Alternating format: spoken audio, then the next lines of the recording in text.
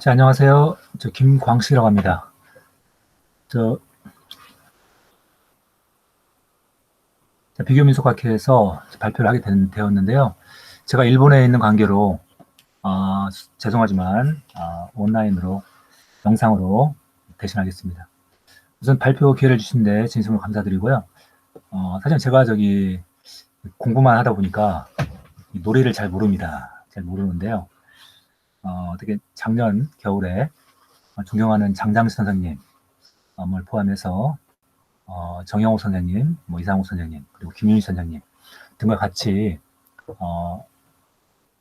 놀이에 관련된 동아시아 놀이에 관련된 공동 연구를 수행한 적이 있어가지고요. 그래서 그때 좀 모아두었던 자료를 다시 한번 정리하면서 오늘 일본의 전승 놀이에 대해서 말씀드리고자 합니다. 간단하게 말씀드리겠습니다. 자, 오늘은 우선 일본은 전승놀이라는 말이 일반화되거든요. 전승놀이와 문제는 일본의 민속학에서 전승놀이를 거의 다루지 않고 있다는 점입니다. 그래서 제가 사실 할 수 있는 부분이 많지 않습니다. 기존의 연구가 거의 없기 때문에 그럼에도 불구하고 아동 관련 쪽에서 연구가 되어 있기 때문에 이를 참고로 해서 발표를 하고자 합니다. 현황 분석을 했는데요. 사실 현황도 제대로 알지 못하기 때문에 기존의 매스컴이나 기존 연구에서 다루어진 아동 놀이가 어떻게 지금 순위가 어떻게 되어 있고 이런 분야를 좀 보면서 간단히 설명드리고자 합니다. 그래서 말씀드린 대로 일본에서 전혀 연구가 되어 있지 않기 때문에 특히 민속학 분야에서 연구가 되어 있지 않기 때문에 한국과 관련 특히 아무래도 우리 한국 놀이가 일본의 영향을 받았다는 그런 식의 주장도 있었고 이거에 대한 검토를 하기 위한 하나의 디딤돌로서 저는 일본 돌차기 놀이를 근데 일본 돌차기 놀이가 한국의 사방치기와 비사치기, 비석치기와 비슷하다는 말이 있습니다. 그래서 과연 그런지 포함해서 좀 간단하게 설명을 드리고자 합니다. 들어가기 앞서서 일본의 유명한 시 중에서 야마자와 되는데 아마자와입니다. 아마자와 선생님이 쓰신 시인이 쓴 돌차기라는 시가 있습니다. 이 시는 결국은 일본의 돌차기가 원을 그려서 돈다는 것을 강조하고 있습니다. 일본인들의 돌차기는 기본적으로 사방치기가 아니라 원형치기로 볼 수 있는 것 같습니다.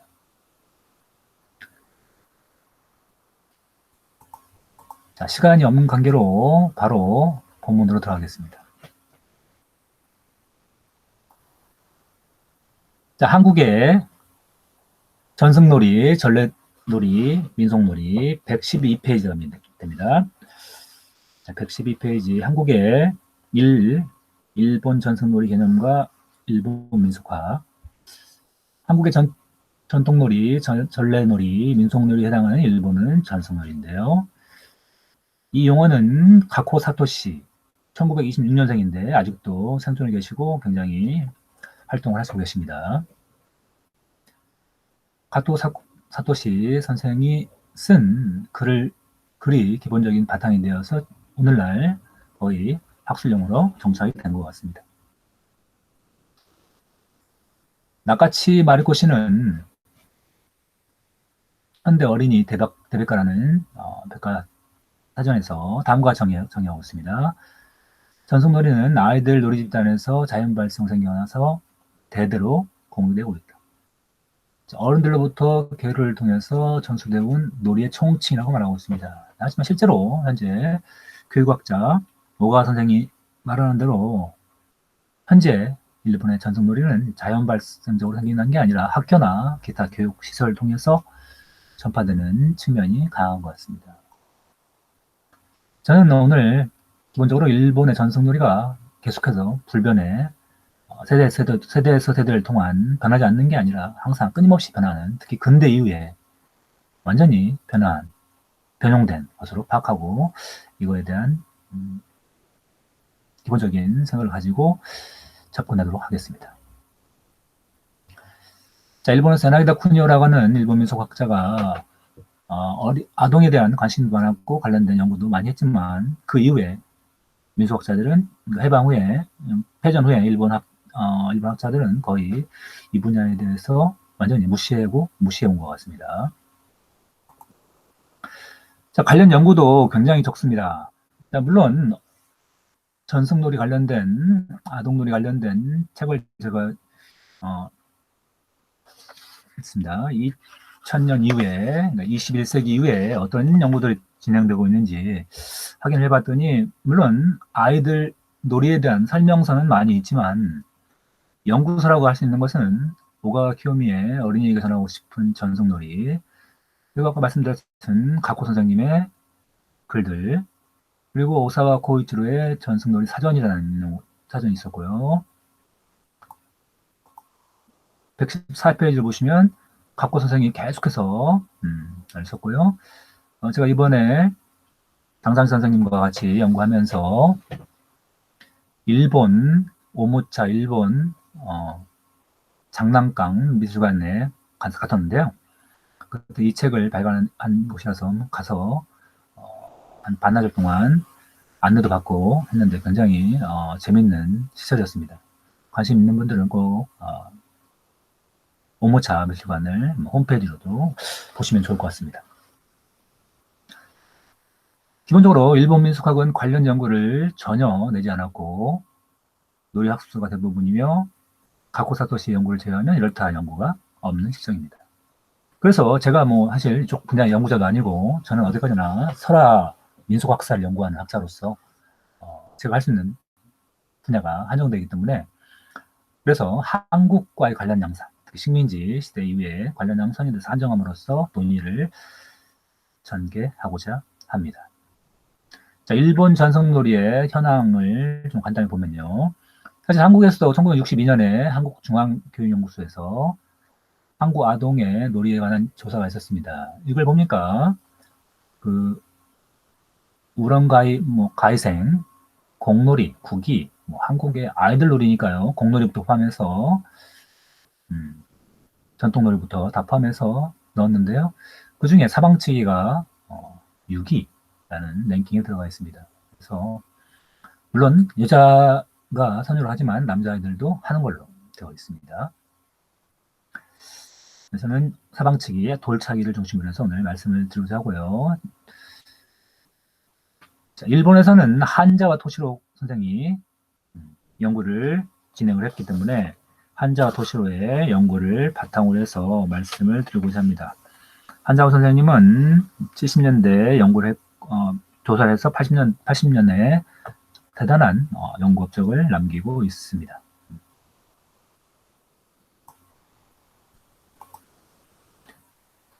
자, 한자호 선생님께서 2만 명이 넘는 사람들한테 인터뷰를 해서 조사한 결과가 바로 이겁니다. 굉장히 신뢰할 수 있는 데이터라고 볼 수 있는데요.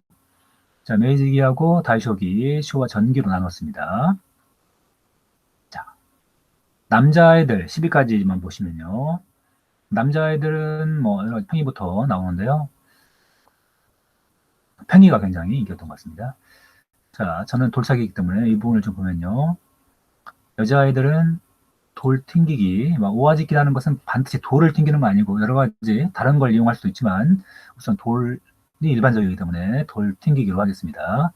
돌 튕기기나 돌차기가 있는데 이 돌차기 순번이 좀 바뀌면서 20년대 중반 이후에 이게 역전되는 걸 볼 수 있습니다. 역시 이걸만 보더라도 아이들의 놀이가, 특히 여아의 놀이가 방 안에서 돌튕기기 하던 그 아이들이 밖에 나가서 활동적으로 움직이는 어떤 일본 여자 아이들의 변화하고도 관련이 된다고는 점에서 굉장히 흥미롭습니다. 기타 재밌는 점도 많지만 우선 돌차기 관련된 것만 살펴보도록 하겠습니다. 자, 이것을 좀 더 이 세 분류한 것을 한 분류로 나눠보는 것이 바로 표 2가 됩니다. 115페이지인데요. 자, 이처럼 돌 튕기기가 전체적으로 보면 돌 튕기기가 우수하지만 돌차기가 끊임없이 올라오는 걸 확인할 수 있고요. 남자아이들도 한 24회 정도의 돌차기가 들어가 있습니다. 이 돌 던지기라는 것은 돌 던지기 놀이도 있을 수 있고 기본적으로 물 수제비 놀이죠. 돌을 던져가지고 물 수제비 강가에다가 돌을 던지는 이런 놀이도 포함한 시킨 돌 던지기입니다. 이런 놀이가 배기 안에 들어가 있는 것으로 볼 수 있습니다. 계속해서 표 3을 보기 전에 아사히 신문에서 조사한 내용을 좀 보겠습니다. 자, 아사히가 2004년에 조사한 2014년 죄송합니다. 2014년에 조사한 내용을 보면 물수제비 뛰기나 돌차기가 29위로 되어 있는 것을 보입니다. 아직도 돌차기는 기본적으로 일본에서 성행하고 있는 놀이라고 볼 수 있습니다. 자, 94년에 야마나시현에서 조사한 결과인데요. 한 지방의 놀이에 불과하지만, 자, 돌차기가 어머니 세대에서는 인기가 있고, 옛날에는 돌튕기를 하던 조모 할머니 세대와 돌차기라는 어머니 세대. 이제는 더 이상 밖에서보다는 안에서 노는, 그리고 TV를 통한 게 일반적으로 전파하는 모습을 볼 수 있습니다. 자, 이렇듯 지금 세대 간에 엄청난 격차를 보이면서 놀이가 변화되는 것이 사실입니다. 한국도 마찬가지겠죠. 자, 마지막으로 표 4에서 2004년에 유치원 유아원의 보육소 유치원 합쳐서 1158교, 굉장히 많은 데를 회신했고, 그 중에서 반절 이상이 회답을 했습니다. 651교가 회답을 한 그 내용을 보시면요. 자, 교원이 가장 선호하는 놀이는 술래잡이 때부터 줄넘기 이런 놀이가 있는데요. 네, 술래잡이 같은 경우는 거의 100%, 96%가 실시를 하는 걸로 되어 있습니다. 자, 돌튕기 같은 경우는 41%, 돌차기 같은 경우는 12%. 현재 돌차기를 유치원에서 하는 데는 현재가 아니죠. 2004년이니까요. 한 20년 전에 돌차기를 한 12% 정도 하는 것 같습니다. 실제로 이것은 거의 통계가 사실인 것 같습니다. 제가 일본에서 한 200명 정도 한국어 관련된 수업을 하고 있는데요. 제가 물어본 결과 한 30명 정도가 어렸을 때 돌차기 놀이를 했다고 말하고 있습니다. 그 대부분이 유치원에서 했다고 말하고 있기 때문에 아마 10% 정도가 일본에서 이 놀이를 하고 있는 걸로. 그리고 실제로 현재 또 제가 가르친 아이들은 보통 1998년부터 2002년까지 2002년생 학생들이 대부분이기 때문에요. 그러니까 2000년 전후에도 이런 놀이가 계속해서 지속이 됐고 유치원 등을 통해서 놀이가 지속이 되고 있는 걸로 보입니다. 이처럼 시대별로 어린이의 성장, 발달 과정, 성별, 지역별 차이가 그래서 변형이 이루어지고 있는 것을 확인할 수 있습니다.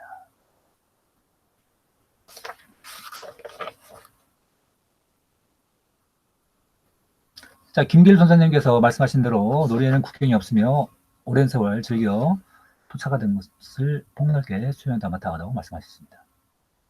지당하다고 생각합니다. 자, 이에 대해서 홍양사 선생님은 일본의 전래 동요가 한국에 전파가 되었고 이게 어린이들의 정서 육성상 좋지 않다고 말씀을 하시면서 우리 놀이의 비밀을 찾아서 기획 견제하시면서 한국 번역판 놀이도감이 번역을 그대로 하지 않고 바꿨다고 비판하고 여우야 여우야를 비롯해서 무궁화꽃이 피었습니다. 새새새 아침바람 등 50년대 60년대 대폭 유용한 놀이를 들면서 결국은 이것이 외색놀이가 한국 대부분을 차지하는 웃지 못할 사태가 벌어졌다고 말씀을 하셨습니다. 더불어서 다루마상가 코론다 일부러 열자로 써봤습니다.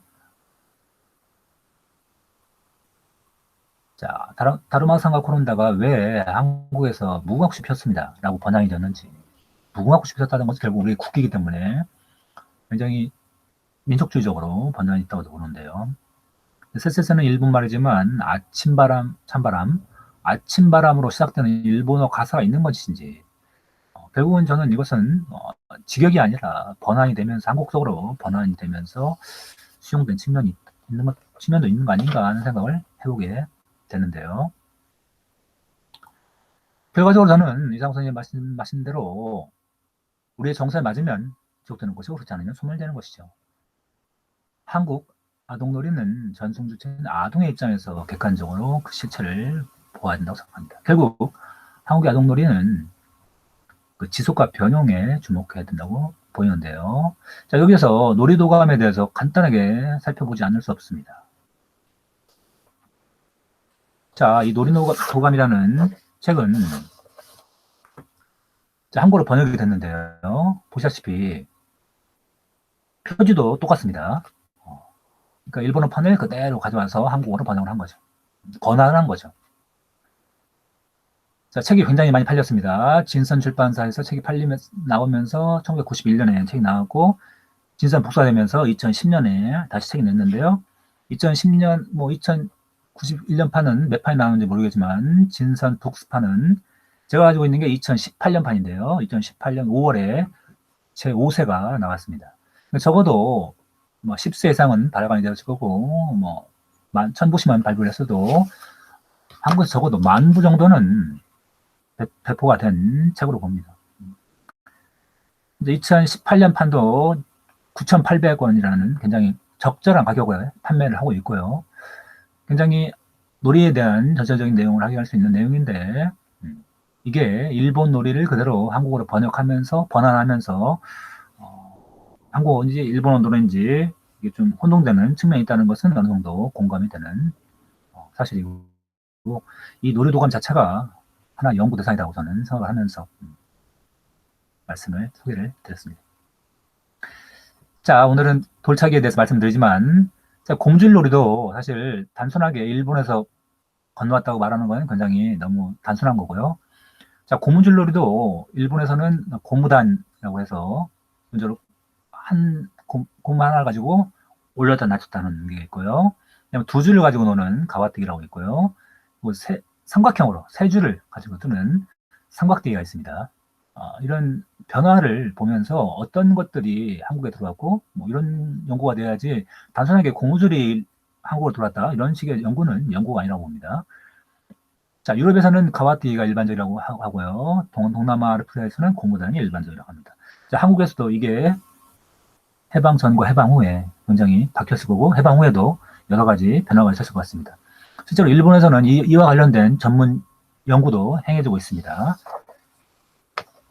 앞으로 이 부분도 관련해서 볼 문제고 전 단순하게 식민지 문제가 아니라 해방 후에 일본 잡지나 이런 걸 통해서 해방 후에 한국으로 전파될 가능성도 있고 오히려 한국에서 일본으로 건너가는 측면도 있을 수 있다는 생각을 해봅니다. 자, 쎄쎄쎄도 간단하게 설명을 드리면요. 손뼉치기인데요. 기존의 연구에서는 아무래도 이 음악 관련된 연구가 굉장히 많이 되어 있습니다. 자, 그렇다면 쎄쎄쎄가 일본에서 어떻게 한국으로 들어왔는지 사실은 이 홍양조 선생님을 포함해서 연구에서 오와리 동요집에 관련된 글이 있다고 말씀하셨지만 실제로 제가 이 원서를 봤거든요. 원서를 봤는데 원서에는 쎄쎄쎄가 들어가지 않습니다. 제가 확인한 것은 쎄쎄쎄라는 용어가 처음으로 들어간 것은 1891년 이후고요. 그리고 일본의 실제로 그 교과서를 보니까 일본 노래 차츠미, 차타기나 기차가 쎄쎄쎄로 시작하는 노래인데요. 이게 문부성 제1기 교과서 1912년입니다.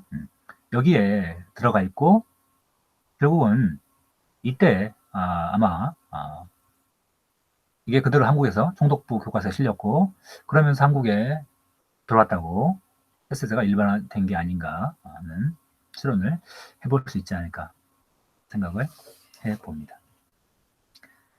자, 시간이 없기 때문에 계속해서 실제로 제가 오늘 준비한 돌차기에 대해서 설명을 드리고자 합니다. 자, 인터넷에서 이명수 전용 선생님을 검색하시면 관련된 내용이 굉장히 많은데요. 다들 아시겠지만 한국 교과서가 전래놀이가 많이 수록이 되어 있고 이 중에서 특히 자, 오징어연, 사방치기, 비석치기, 대문놀이, 땅 따먹기, 기차놀이, 시소, 끝말잇기, 진놀이 뭐 이런 것들이 구체적으로 일본놀이라고 규정을 하셨습니다. 지명관계상 여기서는 돌차기와 비사차기만 언급을 하도록 하겠습니다. 자, 일본에서 돌차기는 이시케라고 하는데요. 사방치기와 좀 유사한 놀이는 초이시케라고 합니다. 자, 다음 페이지 보시면 한국의 사방치기 일반적인 그림인데요. 이에 비해서 일본에서는 초이시케라고 하는 게 바로 이런 모습입니다. 하지만 일본에서는 이 초이시케리는 거의 행해지지 않고 오히려 제가 체크한 원형 보니까 하나 둘 해서 깨끔발 양발로 올라가고 하는 놀이가 일반적입니다.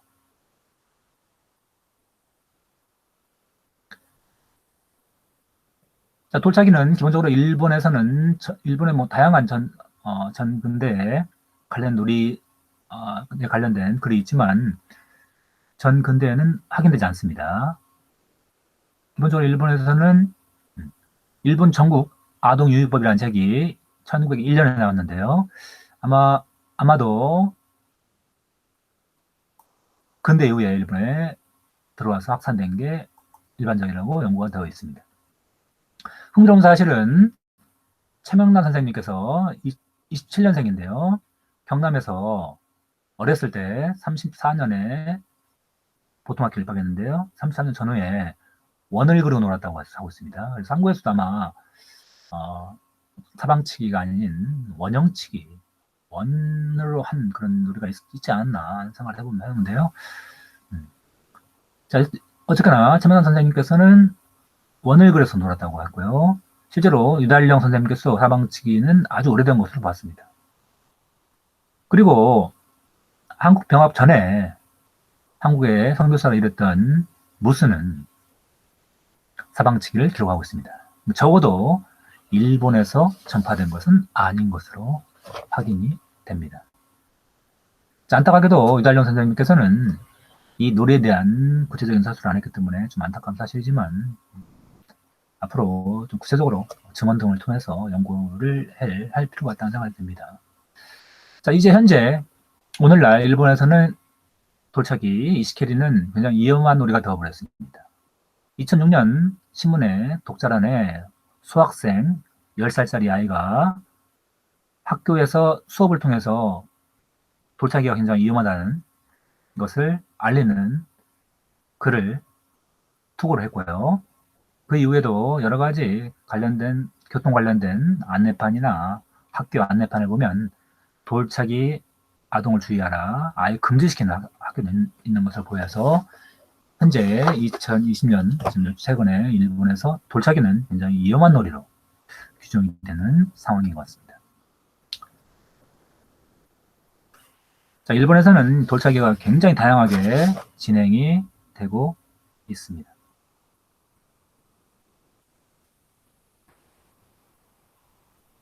자, 제가 주위에 아는 선생님을 통해서 학생들은 한 200명 정도 조사를 했고요. 근데 아무래도 좀 나이가 있는 분들을 조사를 하는 게 필요하다는 생각이 들어서 30년, 40년대생, 50년대생을 중심으로 해서 좀 조사를 해보았습니다. 자, 그랬더니 거의 대부분이 역시 원형으로 놀았다고 즉답을 했습니다. 북해도부터 시작해서 규슈까지 대부분이 원형으로 놀았다고 35년생부터 74년생까지 이런 식의 말을 했습니다. 대부분 여성이 많이 놀지만 남성도 논 것으로 확인이 됩니다. 구체적으로 말씀드리면 123페이지인데요. 자, 표 7처럼 대부분이 원형으로 놀았는데요. 치바현의 T 선생님은 사이타마에서 태어나셔가지고 사이타마에서 70년대에서 2008년까지 소학교 교원을 담당하셨는데, 자, 사이타마현도 치바현도 원형이 일반적이고 수업에서 자주 실시했다고 했습니다. 하지만 80년대 이후에 전후로 아동의 놀이가 게임 중심으로 변하면서 수업에서는 거의 다루지 않았다고 증언했습니다. 자, 한편으로 이바라키 출신의 한 선생님은 40년대, 50년대 일본에서는 이 돌차기 전용, 이 유리로 만든 돌차기 전용 놀이기구가 있었습니다. 놀이용 도구가 있었는데요. 이 도구를 사용해서 매일처럼 놀았다고, 하지만 방형으로 놀았다고 말하고 있습니다. 자, 오사카 출신의 여성은 방형과 원형을 동시에 했다고 했고요. 그 이외에도 대항형으로 했다, 순회형으로 했다, 다양한 증언이 있었습니다. 기억하지 못한다는 말도 있었고요. 하지만 70년대 이후에 수학시대를 보낸 이들은 놀이 자체를 모르는 경우가 많았습니다. 말씀드린 대로 초등학교 지금 유치원에서 2004년에 한 12% 정도만 실시를 하기 때문에요. 놀이를 모르는 경우가 많았습니다. 일본에서는 돌차기가 굉장히 급속도로 사라지고 있는 놀이 중 하나고요. 자, 한국 교과서에서는 전래동화나 전래놀이가 다수 수록되어 있지만 일본에서는 기본적으로 전래동화나 전래놀이가 거의 수록되지 않았기 때문에 그 속도가 더 빨랐던 것으로 보입니다. 자, 한국에서는 사방치기라는 용어도 보다시피 방형으로 하는 게 일반적인데 일본에서는 원형이 압도적으로 80% 정도는 기본적으로 원형이 보편적이었습니다. 식민지대 때 한국으로 전파됐다면 한국에도 원형이 많이 남아있어야 되지만 그렇지 않은 걸 보면 일본에서 전래됐다는 것은 사실이 아닌 것으로 보입니다. 자, 세계적으로 보이는 보편적인 놀이 돌차기.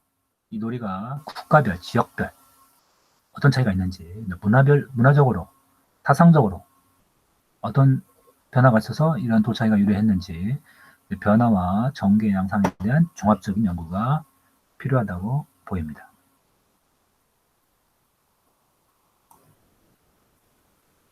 자, 끝으로 대항형 돌차기, 우리의 비석사기는 일본에서는 대항형 돌차기에 해당이 되는데요. 이 놀이는 벌써부터 송대, 태평어람에 기와치기가 있었고요. 자, 일본에서도 기와치기 놀이가 있습니다.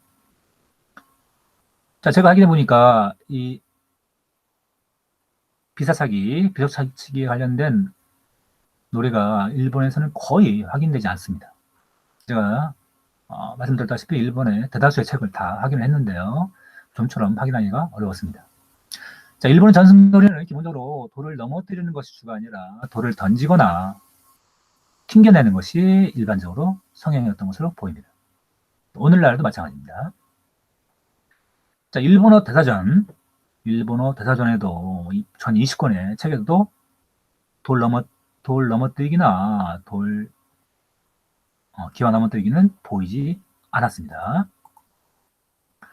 자, 제가 유일하게 찾은 것이 일본의 놀이 대사전에 기와 맞추기라는 놀이가 보이는데요. 바로 우리 한국의 피사치기와 똑같은 놀이입니다. 자, 일본에서는 말씀드렸다시피 돌튕기기가 일반적이고요. 앉아서 하는 게 일반적인데 서서 하는 경우도 있습니다.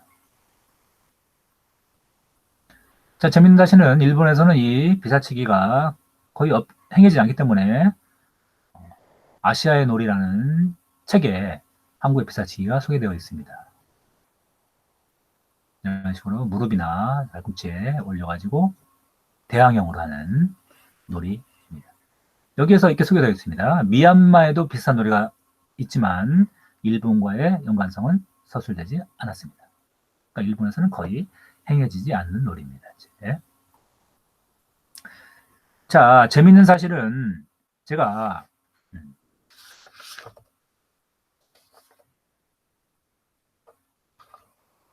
가코 사토시의 책을 확인해 보니까요. 일본에 이걸 먼저 볼까요? 자, 가코 사토시 선생이 돌차기 놀이고라는 책을 2007년 썼는데요. 이 책을 보니까 다음처럼 돌차기를 구분했습니다. 환영, 뭐 각형, 인형, 다양한 형태가 있는데요. 이쪽에 일본에서는 원형이 일반적인데요. 이 대항형으로 나오는 게 바로 이 한국의 피사치기가 흡사한 내용입니다. 아주 유사하게 뭐 등에다 올리거나 발꿈치죠. 그다음에 무릎, 그다음에 뭐